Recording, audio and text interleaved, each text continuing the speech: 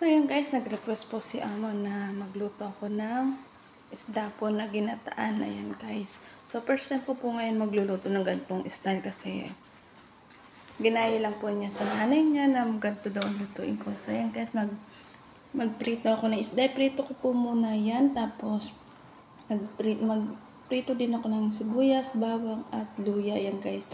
At kamatis yan. Ginisa ko po yan at habang pinipirito ko po yung manok. Ayan po ay aking kagataan mga kalodi. First time ko lang po magluto na yan kasi gusto niya yung kapares ng luto. Ayan po yung press na sampalok at niyadjad na niyog. Ayan guys. Dito lang ako nakakita na biniblender po yung niyadjad na niyog. Sa atin po ay ayan ay pinipiga. Ayan eh, sila po eh, ganyan po magluto dito. Ayan po yung ginisa kong sibuyas, kamatis at bawang at luya. Yan, sinama ko po sa pag-blender. Nilagyan ko din po siya ng konting tomato paste at nilagyan ko din po ng cubes na nor. Yan.